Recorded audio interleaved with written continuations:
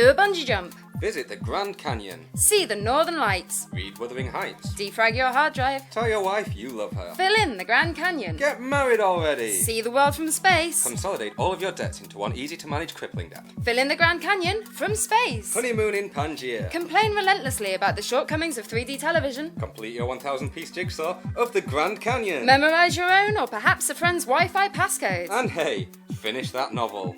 That concludes this week's 1001 Things to Do. Immediately before you die. Stay tuned for Old People in Space. Old People in Space. Previously on Shawarma Chameleon. Come on, Jeff. Those shawarmas won't cook themselves. Oh, God. They're coming through the walls. My baby! My newfound beautiful baby twin! Why? Hang on, Chico. I thought you'd approved 3 twins. It was 3 twins, but only one of them was definitively fathered by me. Well, that explains that, but you can understand my confusion. It's admirable that you don't take on any more responsibility than is completely necessary. Oop! Fire in the hole!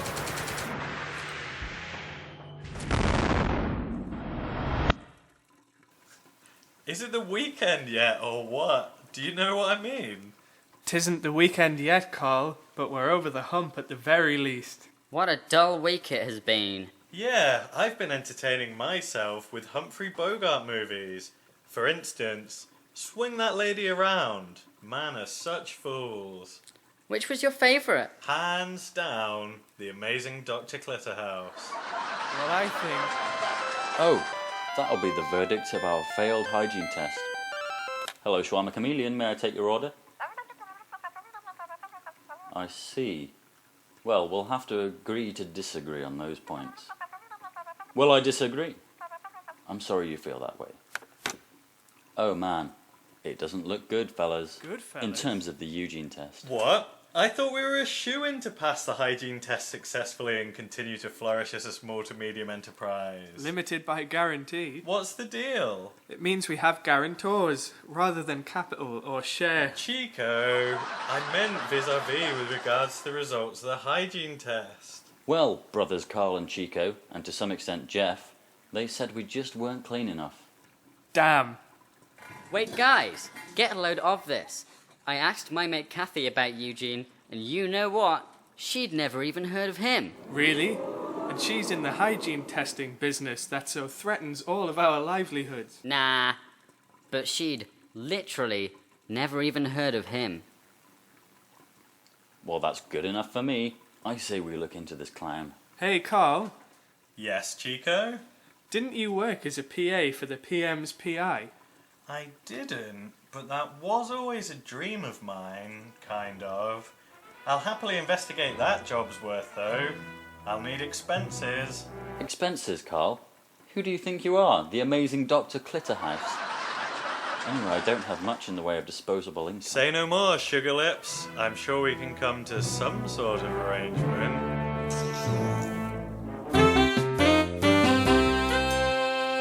Next time on Shawarma Chameleon. I've seen scum like you float the streets for longer than you've had a hot dinner. I wake up in the morning, brush my teeth, scum. I go to bed at night, brush my teeth, scum. I ate my hot dinner, you better believe it, Buster, Scum City. So next time it occurs to you to want to even think about trying to backsass me again, I will knock you up so fast you won't know horn from cotton. Or my name's not P.I. Karl Marxon. I'm sorry, dear. I don't think I know a hooper. Looks like we've got ourselves a comedian. Or a comedian. I'm not talking about any hooper rummy. I'm after the dirt on that scumbag snitch Eugene Hughes. I know your type. You see a big lug walk through the door, think you can turn his head with a short wig and a long dress. But I'm wise to you, bimbo. Someone's got an off-peak, one-way casket class ticket to the wrong side of a wooden kimono, and it ain't gonna be me, sweet cheeks. I prefer to do my sleeping without the fishes. Or my name's not Private Investigator Karl Marxon, P.I. I don't know any Eugene Hughes. Can you direct me to the post office or not? With with pleasure.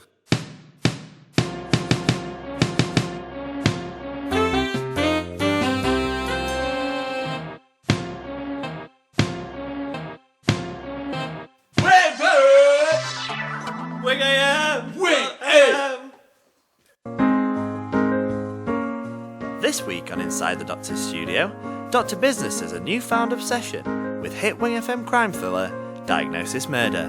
No relation. His infatuation is starting to affect his work.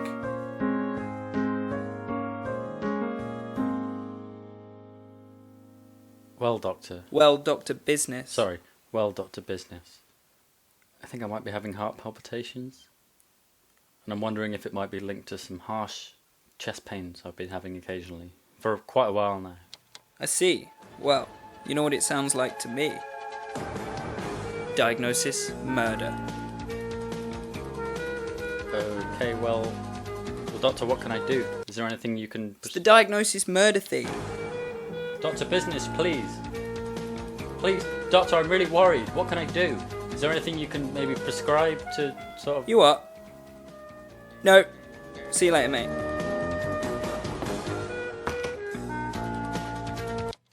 God, I thought he'd never leave. Right, this pregnant wee. What's the matter, Dr. Business? Just spilt Sinatra's piss all over my fucking desk. Jesus fucking piss. I'll get the mop and reprint all that paperwork, I guess. Shall we call Miss Sinatra in for a do-over? Nah, I'll just tell her she was preggers. I'm not just certain of it. I'm almost positive.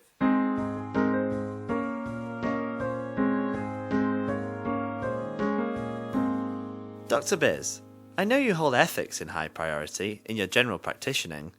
Do you not see an issue with diagnosing somebody as pregnant without first confirming it with we?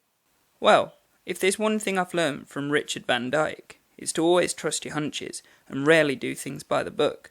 I may be a live wire, much like the proverbial dyke, and I may be frequently negligent of my patients, but boy do I get results. You are an inspiration.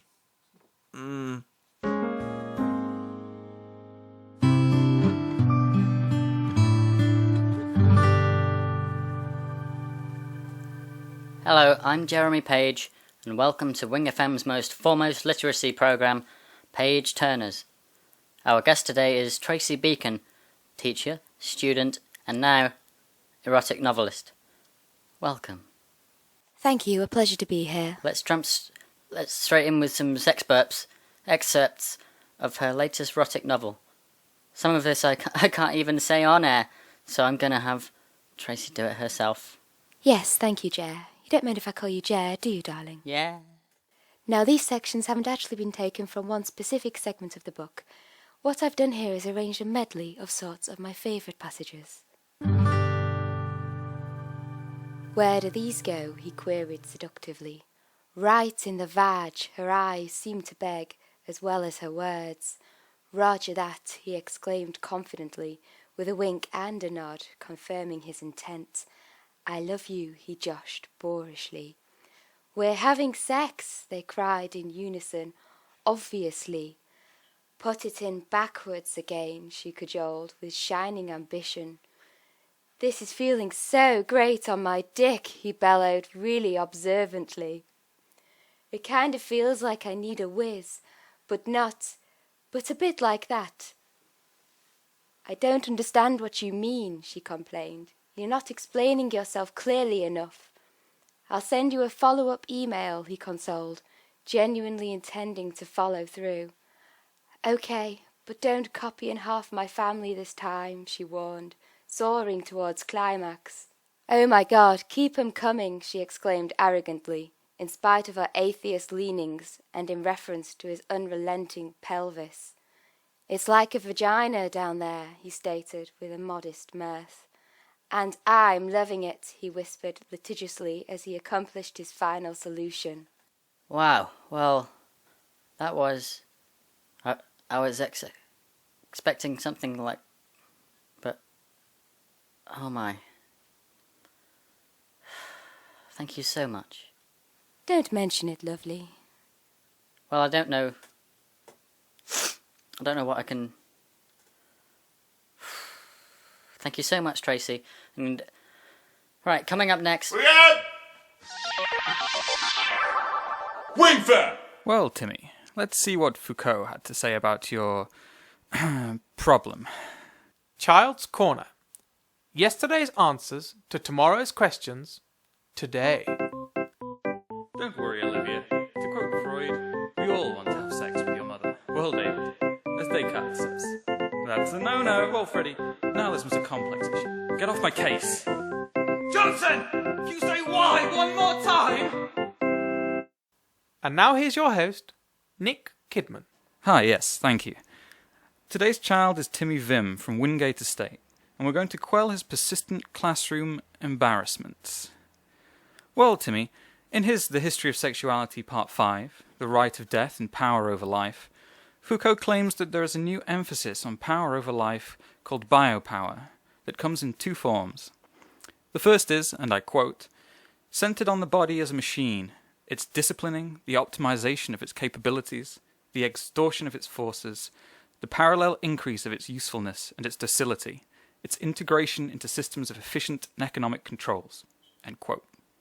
The second form, Foucault says, emerged later and focuses on the, quote, species body, the body imbued with the mechanics of life and serving as the basis of the biological processes, propagation, births and mortality, the level of health, life expectancy and longevity, with all the conditions that cause these to vary.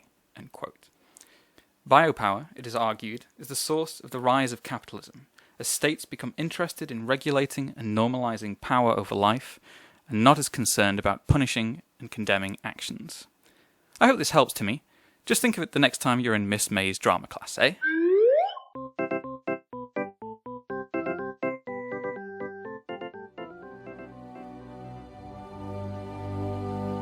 One wing to rule FM. Welcome, fortune seekers. I'm Mr. Gavin, and tonight we have a special guest seer, clairvoyant, joining us from somewhere beyond the stars. Ipswich. Outstanding. Your emails and texts have been careening in this week from all angles. I'll hand the first over to you, Claire. Barry Bream team in Ipswich, recently made redundant, asks what's Pisces for today? This week, Pisces. Which means February 19th to March 20th. You're feeling closer to your wife and children than you have in years, and your marital love truly is soaring towards climax. It's a sham. You should end it now. Wonderful. And I'll just turn to our Twitter now, if I may. Hulk Gregson, recently redundant, from Ipswich, has tweeted, I'm shy. Do mine next. Well, Hulk, your reading for today is as follows. Libra, which means September 23rd to October 23rd. You may be shy, but you've been taking the first few tentative steps towards a new, confident you. This is a grievous mistake. The stars say you will fail and demand that you go back home, back to your old, comfortable, but unadventurous path. Gareth Traybaum has sent us a text from beneath Ipswich. I always saw myself as a Pisces, until I was recently made redundant. Well, Gareth. Which means February 19th to March 20th. You are feeling more alienated from your wife and children than you have in years. Cherished moments of previous decades have crumbled to ash. Nonetheless, who knows what the future holds, so ride it out, and you will be rewarded in the next life.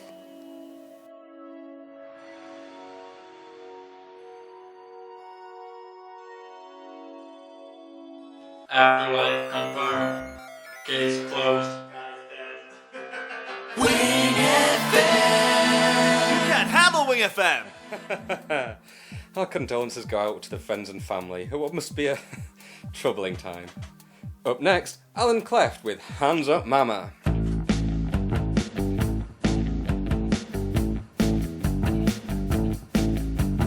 Hands up, mama. Don't say a word. Hands up, mama. Don't try anything funny. Hands up, mama. Oh, haven't you heard? Put your hands up, mama. I'm taking all your money. Hands up. Yeah. Laughing on the way to the bank. I had a good plan to make me some money. My handgun in my hand. Well, I couldn't have seen this coming, honey. Got my hands up, mama. Stolen my heart. Hands up, mama. Taking it hostage. Hands up, mama. Gonna give it my all. Hands up, mama. To get into your vault. Hands up.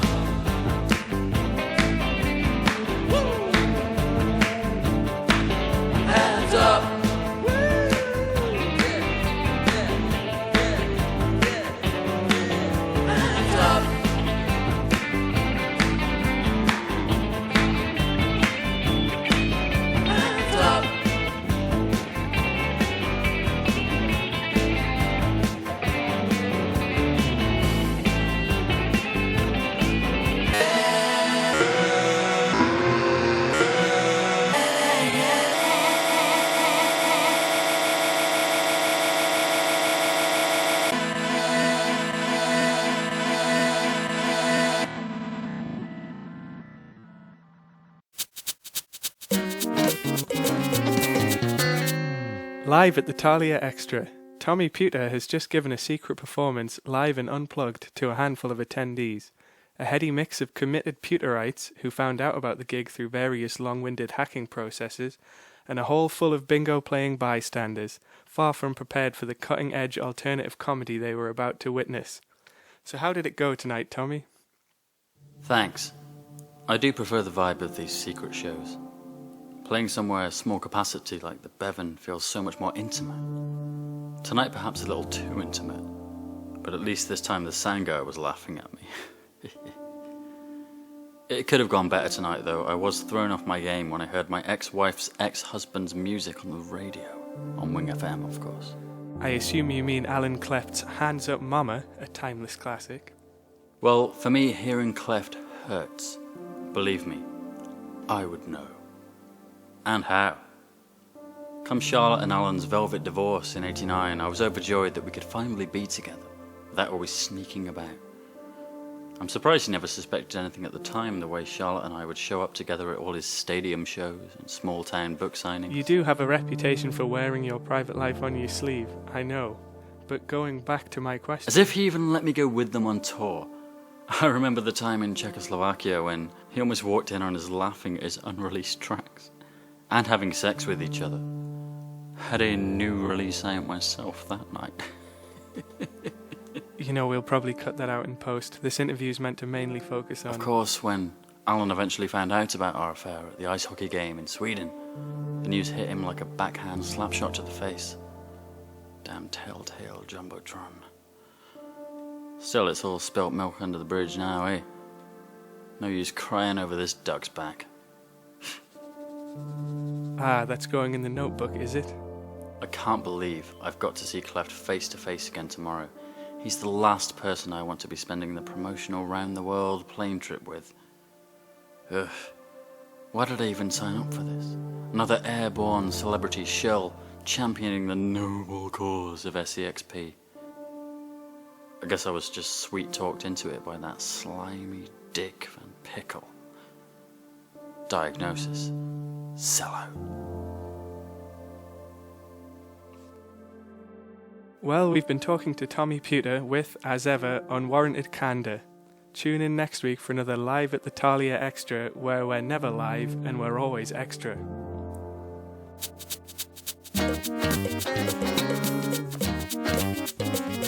Sometimes I just remember running my hand through her hair. Fuck's sake, take that mic off. Wing, wing, wing, wing, FM. Life is like a box of chocolates. You never know when you're gonna get Wing FM.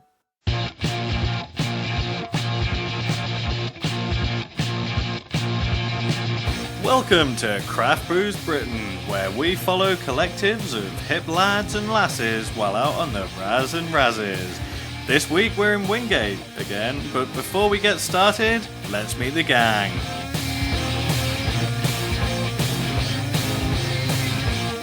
First up is Houseproud Chip, who's the self-appointed leader of the group after a styled coup. The thing you've got to know about Chip is, he says he's all about the artisanal ales and the all-night parties, you know?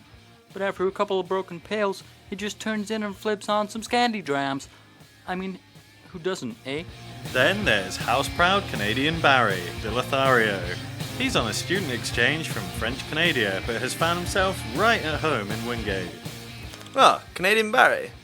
Ladies love that accent. After a few pints at Trudebrow, he's all like, "Hey, give me your number, you know." Aren't you supposed to be settling down, Barry? What would Ava say? Take it easy, guy. She might see this, eh? Meanwhile, Houseproud Joey is on driving duty and has to stay dry as a judge has to stay. Old Joey doesn't need it, mate. He's already a real live wire, all handsy and unsteady. That one was called Dave. 3, 2, 1. The guys are starting the night torpedoing locally sourced session ales. Within half an hour, they've downed a total of 10 units. The night progresses into a frantic game of Ring of Fire, but amidst all the fun, a conflict arises. Chip has refused to drink the dirty pint, arguing that not all of the drinks involved are organic. No, I won't do. You can't make me. Pardon? We're all in this together, guy. You know all about the rules, eh? We now join the lads as they decide where to go out, and once again, they're having a disagreement. Over 99% of arguments between friends occur under the influence of craft alcohol. Hey, why don't we all scooter to that pop-up place? I've wanted to go there for weeks.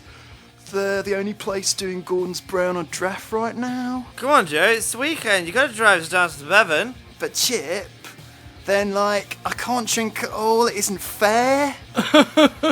More brews for us guys, you know. Can't wait to sample that Charles Tupper IPA.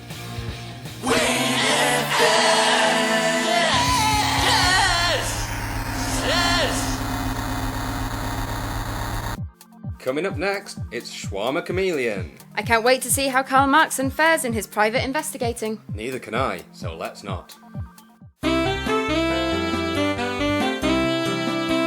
This is so great. I feel like mid-50s era Humphrey Bogart. His performance as Linus Larrabee in Sabrina comes to mind. I'd made a quick stop at the local watering dive for a couple of doubles on the football table. Looking round at all the regular dancers, Ariel, Sharon, Brandy with an eye, I couldn't take my mind off of my current girlfriend. Dames like that don't come a dime a dozen. The kind of gal who doesn't even need to line dance. I had to take my brain off the tail and get tailing this dirtless dirtbag Eugene Hughes. This one-horse town ain't big enough for the two of us, even if I only have the vaguest idea who or where he is. Hughes was proving a real tough nut to bust, on the take and giving nothing away. I had known these streets like the bottom of my feet, until they got resurfaced. Now it feels like it's one step forward, two steps back, with Eugene always two steps ahead, and every sniff of his trail breezed away. But I was determined not to be ousted. Yes!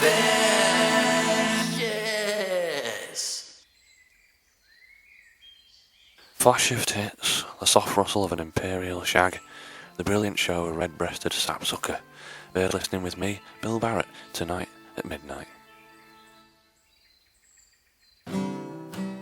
This week on Salad Days, with a Z as you'll remember, and to clarify, that's D-A-Z-E rather than D-A-Y-Z.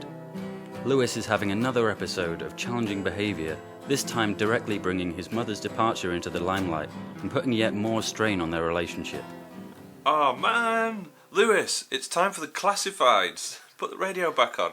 I know I put up a cool front, but this chill bra gets pretty lonely at night time.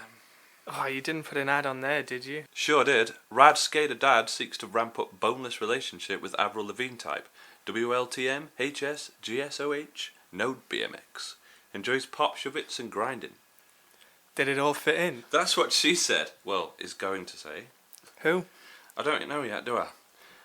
What's all this anyway? Is that your mum's old sewing kit? Yeah, she left it behind. Yeah, she did head to Belgium in quite a rush. What are you going to do with it?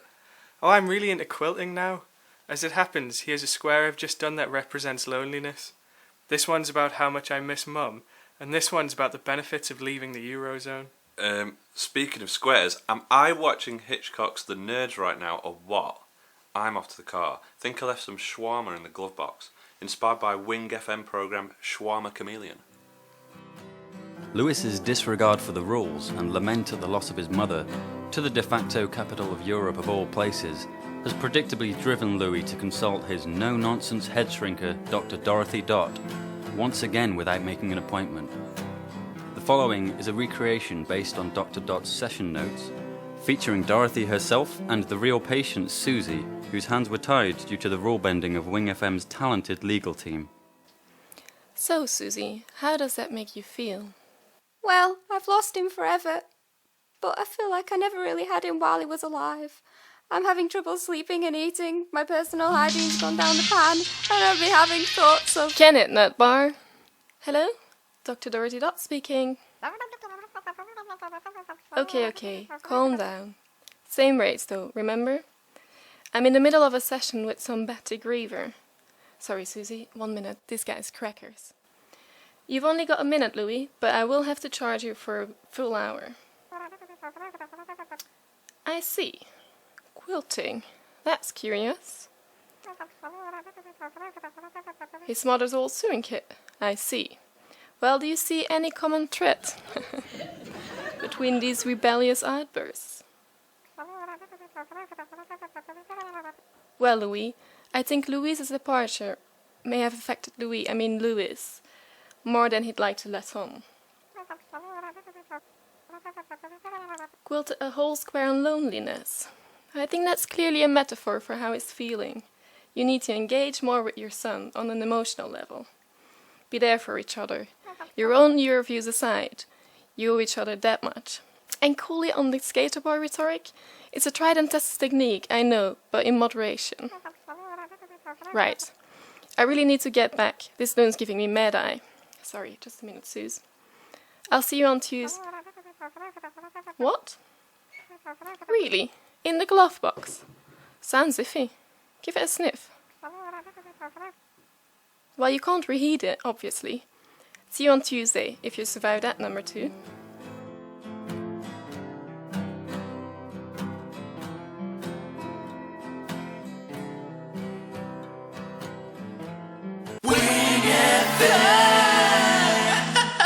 Cream of the Classifieds. Here are this week's featured singletons from the UK's top dating service, I'm with Cupid. Woman seeks man for friendship, sexual relations, settling down, and maybe more. Promiscuous harlot seeks inappropriately possessive husband for volatile future.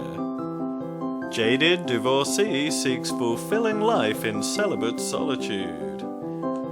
Bachelor with indiscriminate standards seeks. If any of these light your candle, remember that up to 100% of I'm with Cupid matchups result in third base.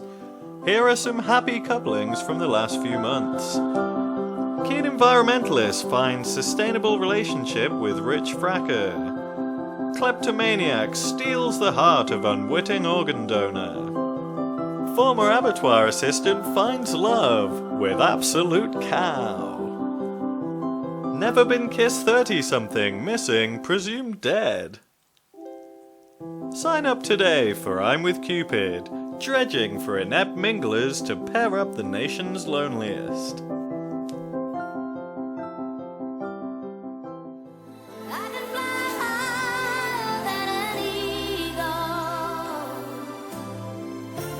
You are the wind beneath my wing FM.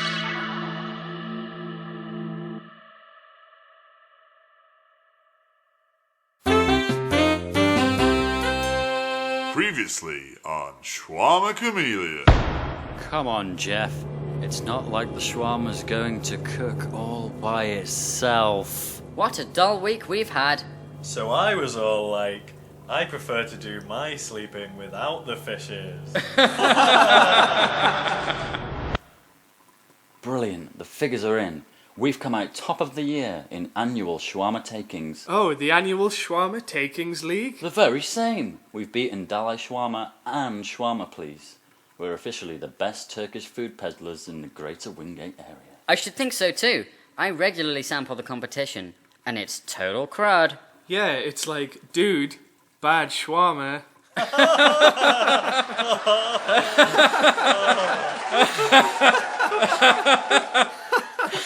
Excellent joke, Chico. Well, Carl came up with the gag. Where is he anyway? None of us have seen him in a while. I'm not paying him not to deliver shawarma. Last I saw, he was driving off in the shawarma personnel carrier. Here he is. That is to say, Karl Marxon, Employee of the Month. Though, should I say, absent Employee of the Month. Guys, I'm hot on his trail. What on the Lord's earth are you referring to, Carl? Eugene Hughes. I think I'm close to tracking him down. Oh yes, this whole thing. I'd totally forgotten about this whole thing. How about you, Chico? What, me? I forgot too.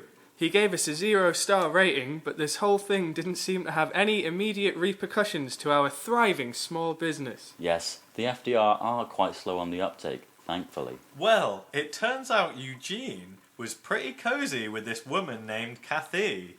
I've got her address. You lot want to come with? Of course we'll accompany you. We'll get to the bottom of this, one way or the other. What? Kathy told me she'd never heard of him. Turns out she's his mistress. She probably just wanted to cover her tracks, so Eugene's wife, Jean, didn't find out. Let's get going anyway. Time's running out. Is it? Why is it? It isn't, I guess. But let's be dramatic about it anyway. To the SPC. You're driving, Jeff. Really? But I'm pretty drunk. Even better. We'll get there even faster.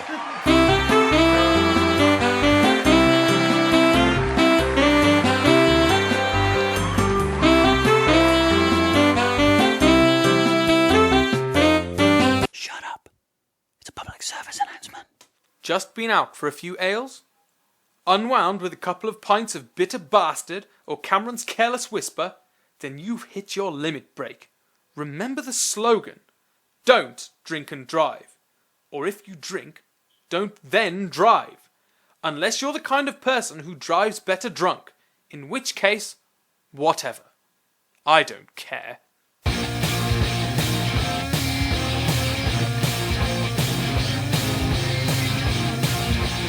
As the gang pull into the Bevan car park, Joey's disgruntled at being the lad's designated driver once again. By now, the group have consumed twice the recommended amount and are destined to peak too soon. Oh, this place is always rammed on a Friday. Oh, like, I knew we should have micro-scooted to that pop-up place. Sure up, Joey. We appreciate you driving us, but who made you the designated vibe killer? Yeah, totally harsh on a buzz. You guys want a lighter? No way, guy. Smoking causes impotence, you know? Not to mention impotence of my cool bone. Looking on the upside of tonight's high attendance, the gang make an executive decision to go on the prowl for what they affectionately term the snatch we're entitled to. Evidently, as the hops keep a-flowing, the mask slips on the boys' position of male privilege, and they prove to be just total arseholes, indistinguishable from the WKD swilling high street ne'er-do-wells. Can't wait to plough some streams, you know? Oh, Jesus Christ, Canadian Barry. Do you have any respect for women? Your girlfriend's probably going to see this. Don't worry about it, Joey. Our relationship's as open as our country's borders. And what's it to you where I get my sweet, sweet Mabel anyway? You got your downstairs eye on my girl, guy? You guys need a lighter yet? No, man, go away. We already told you now. Shots! Shots! Before the boys have even finished their current pints of knobgobbling, Dave, also aka as Tragedy Dave, has returned from the bar with a round of shots.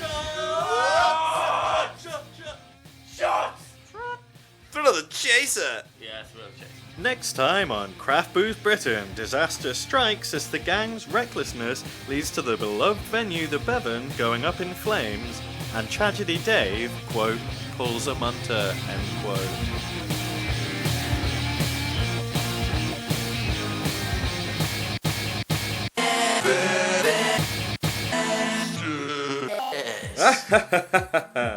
That's the opposite of quilting.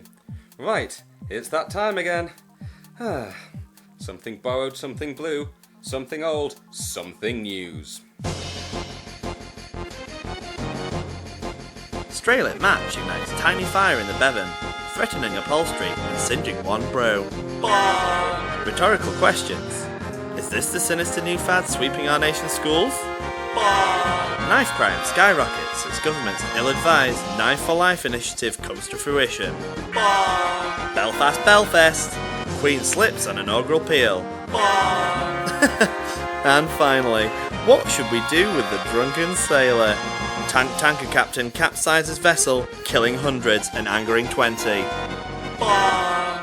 Minor havoc was wrought in Whinggate's most beloved bar, the Bevan, last night, when a group of lads, who found minor celebrity on a hit WhingFM documentary, caused an inconsequential, easily contained inferno.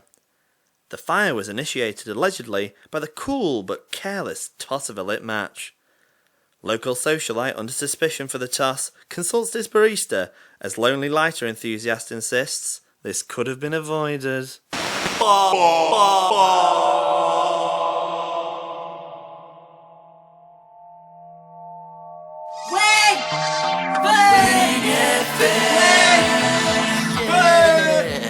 right, it's what we've all been waiting for. The thrilling conclusion of this week's Shawarma Chameleon. A thrilling conclusion on hit Wing FM dramedy, Shawarma Chameleon. This is the place. Who's there? Orange, you're glad I didn't say shawarma. Hello? How can I help? Hiya. Oh, right, Jeff. Pipe down, Jeff. Sorry to bother you, miss, but we're looking for Eugene Hughes. I've been told you know him. Oh, well, this is awkward. I've tried to keep it a secret for some time, but looks like word's got out. Myself and Eugene, or Huge, as I like to call him, were having an affair for months. Please don't tell Jean, I beg you. Don't worry, we won't tell Jean if you tell us where we can find Huge. Ah, okay. Even more awkward. You haven't heard, have you? Eugene's dead. Dang. He'll have been dead for weeks by now. Whoa, he's been dead all along. Just like that Bruce Willis in that film, Sixth Element. Yippee-ki-yay. If you don't mind, fellas, I need to be up in the morning, his death. Roger that. I'm sorry for your loss. We'll leave you to grieve.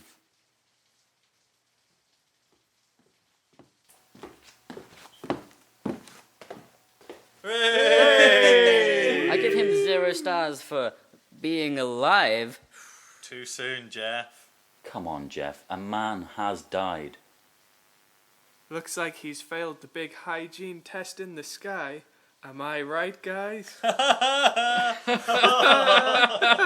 Sky. And now he's in hell. Where everything's filthy. And on fire. Forevermore. Amen. Go home, Jeff.